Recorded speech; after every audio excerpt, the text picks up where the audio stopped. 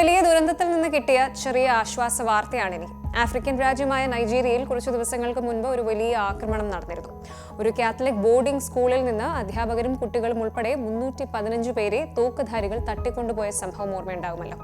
അതിൽ 100ഓളം കുട്ടികളെ മോചിപ്പിച്ചു എന്ന ആശ്വാസകരമായ വാർത്തയാണ് നൈജീരിയൻ സർക്കാർ പുറത്തുവിട്ടിരിക്കുന്നത്.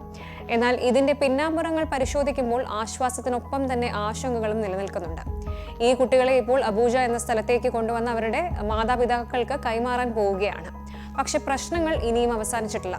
ശരിക്കും എന്താണ് സംഭവിച്ചത് എന്ന് ആദ്യം ഒന്ന് പരിശോധിക്കാം. നൈജീരിയയിലെ നോർത്ത് സെൻട്രൽ നൈജർ സംസ്ഥാനത്തെ സെയിന്റ് മേരീസ് കോ എഡ്യൂക്കേഷണൽ ബോർഡിംഗ് സ്കൂളിൽ നവംബർ 21 രാത്രിയാണ് സംഭവം നടന്നത്. രാത്രി ഏകദേശം 2 മണിക്ക് സ്കൂളിലെ കുട്ടികളും ടീച്ചർമാരും ഉറങ്ങുന്ന സമയത്താണ് തോക്കുധാരികൾ അവിടേക്ക് ഇരച്ചു കയറിയത്. കുട്ടികളും ടീച്ചർമാരും ഉൾപ്പെടെ 315 പേരെയാണ് പിടിച്ചുകൊണ്ടുപോയത്. നൈജീരിയയുടെ വടക്കൻ മേഖലയിലെ നൈജർ സംസ്ഥാനത്ത് സ്ഥിതി ചെയ്യുന്ന സെയിന്റ് മേരീസ് കാത്തലിക് ബോർഡിംഗ് സ്കൂളിൽ നിന്നാണ് കഴിഞ്ഞ മാസം 300-ലധികം വിദ്യാർത്ഥികളെയും ജീവനക്കാരെയും തോക്കുധാരികൾ തട്ടിക്കൊണ്ടുപോയത്. തട്ടിക്കൊണ്ടുപോയ കുട്ടികളിൽ പലരും 6 വയസ്സ് പോലും തികയാത്ത കൊച്ചുകുട്ടികളായിരുന്നു എന്നതാണ് ഏറ്റവും വേദനാജനകമായ വസ്തുത. സംഭവത്തെ തുടർന്ന് UN അടക്കമുള്ള അന്താരാഷ്ട്ര ഏജൻസികൾ നൈജീരിയൻ സർക്കാരിൽ കനത്ത സമ്മർദ്ദം ചെലുത്തിയിരുന്നു. ഈ തട്ടിക്കൊണ്ടുപോയവരിൽ ഏകദേശം 100 പേരെയാണ് സർക്കാർ ഇപ്പോൾ മോചിപ്പിച്ചിരിക്കുന്നത്. ഈ 100 കുട്ടികളെയും സുരക്ഷിതമായി വീണ്ടെടുത്ത് നൈജീരിയൻ അധികാരികൾക്ക് വലിയൊരു നേട്ടം തന്നെയാണ്. എന്നാൽ ഈ ആശ്വാസ വാർത്തയ്ക്ക് പിന്നിൽ ഇപ്പോഴും ഒരു വലിയ ആശങ്ക നിലനിൽക്കുന്നു. 165 കുട്ടികളും ജീവനക്കാരും ഇപ്പോഴും തടവറയിൽ തുടരുകയാണെന്ന് കരുതപ്പെടുന്നു.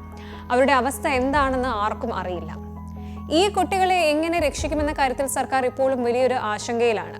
മാതാപിതാക്കളുടെ കണ്ണീര് ഞങ്ങളുടെ കുട്ടികളെ കിട്ടിയോ എന്ന ചോദ്യവുമായി മാതാപിതാക്കൾ ദിവസവും സ്കൂളിന് പുറത്തും പള്ളികൾക്ക് മുന്നിലുമൊക്കെ കാത്തിരിക്കുകയാണ്.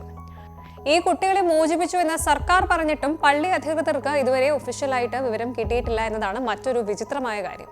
ഈ കുട്ടികളെ മോചിപ്പിക്കാനായി പണം കൊടുത്തിട്ടുണ്ടോ എന്ന കാര്യത്തിലും വ്യക്തമായ മറുപടി ആരും നൽകിയിട്ടില്ല. ഇത്തരം സംഭവങ്ങൾ നൈജീരിയയിലെ കിഡ്നാപ്പിംഗ് ബിസിനസിനെ കൂടുതൽ വളർത്താനായി ഉപകരിക്കൂ എന്നാണ് മനസ്സിലാകുന്നത്. നൈജീരിയയുടെ വടക്കൻ മേഖലയിലെ സ്കൂളുകൾ ലക്ഷ്യമിട്ടുള്ള ആക്രമണങ്ങൾ വർദ്ധിക്കുന്ന പശ്ചാത്തലത്തിലാണ് ഈ ഒരു സംഭവം ഉണ്ടായിരിക്കുന്നത്. ഇവിടെ പ്രവർത്തിക്കുന്ന സായുധ കൊള്ളക്കാർ സാധാരണയായി മോചനദ്രവ്യം ആവശ്യപ്പെട്ടാണ് കുട്ടികളെ തട്ടിക്കൊണ്ടുപോകുന്നത്. ഈ മോചനത്തിന് പിന്നിൽ നൈജീരിയൻ സർക്കാരുമായി നടന്ന നീണ്ട ചർച്ചകളും മോചനദ്രവ്യം നൽകിയതുമായി ബന്ധപ്പെട്ട അഭ്യൂഹങ്ങളും ശക്തമാണ്. എങ്കിലും ഇക്കാര്യം സർക്കാർ ഔദ്യോഗികമായി സ്ഥിരീകരിച്ചിട്ടില്ല.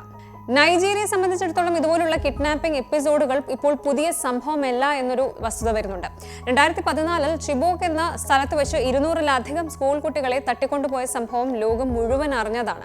അതിനുശേഷം ഇതുവരെ 1500-ലധികം കുട്ടികളെയാണ് ഈ കൊള്ളക്കാർ തട്ടിക്കൊണ്ടുപോയിട്ടുള്ളത്. തട്ടിക്കൊണ്ടുപോയി പണം വാങ്ങുന്നത് അവർക്കൊരു ബിസിനസ്സായി മാറിയിരിക്കുകയാണ്. കഴിഞ്ഞ ഒരു വർഷത്തിനിടെ മാത്രം $1.66 മില്യൺ, ഏകദേശം 13 കോടി രൂപ ഈ ക്രിമിനലുകൾ ഇങ്ങനെ ഉണ്ടാക്കിയിട്ടുണ്ട് എന്നാണ് വിവരം. വിദ്യാഭ്യാസ സ്ഥാപനങ്ങളെ ലക്ഷ്യമിട്ടുള്ള ഇത്തരം ആക്രമണങ്ങൾ നൈജീരിയയുടെ സുരക്ഷാ സംവിധാനത്തിൽ വലിയ ചോദ്യചിഹ്നം ഉയർത്തുന്നുണ്ട്. ചിബോക്ക് പെൺകുട്ടികളെ തട്ടിക്കൊണ്ടുപോയ സംഭവത്തിന് ശേഷം വിദ്യാഭ്യാസ മേഖലയിൽ സുരക്ഷ ഉറപ്പാക്കുന്നതിൽ ഭരണകൂടം പരാജയപ്പെട്ടു എന്ന വിമർശനവും ശക്തമാവുകയാണ്. ബാക്കിയുള്ള 165 പേരുടെ മോചനത്തിന് വേണ്ടി അമേരിക്ക, ഫ്രാൻസ് ഉൾപ്പെടെയുള്ള രാജ്യങ്ങളുടെ സഹായത്തോടെ നൈജീരിയൻ അധികൃതർ ഊർജിത ശ്രമങ്ങൾ തുടരുന്നുണ്ട്. 100 കുട്ടികൾ അവരുടെ കുടുംബങ്ങളിലേക്ക് തിരികെ എത്തിയത് വലിയ ആശ്വാസം തന്നെയാണ്. എന്നാൽ എല്ലാ കുട്ടികളെയും ജീവനക്കാരെയും സുരക്ഷിതമായി തിരിച്ചെത്തിക്കാൻ കഴിയുന്നതുവരെ ഈ ഒരു പ്രതിസന്ധി തുടരുക തന്നെ ചെയ്യും. നൈജീരിയയിലെ മനുഷ്യക്കടത്തിന്റെയും സുരക്ഷാ ഭീഷണിയുടെയും ഈ ഒരു അവസ്ഥയിൽ ലോകശ്രദ്ധ തുടർന്നും ഉണ്ടാകേണ്ടത് അത്യാവശ്യം തന്നെയാണ്. നൈജീരിയയിലെ ഈ ഒരു സ്കൂൾ ദുരന്തം ലോകത്തെ മുഴുവൻ വേദനിപ്പിച്ചതാണ്. വിദ്യാഭ്യാസം എന്നത് കുട്ടികൾക്ക് സുരക്ഷിതമായ ഒരു കാര്യമായിരിക്കണം. എത്രയും പെട്ടെന്ന് 165 കുട്ടികളെയും ടീച്ചർമാരെയും രക്ഷപ്പെടുത്തി അവരുടെ വീടുകളിൽ എത്തിക്കാൻ കഴിയട്ടെ എന്ന് നമുക്ക് പ്രാർത്ഥിക്കാം.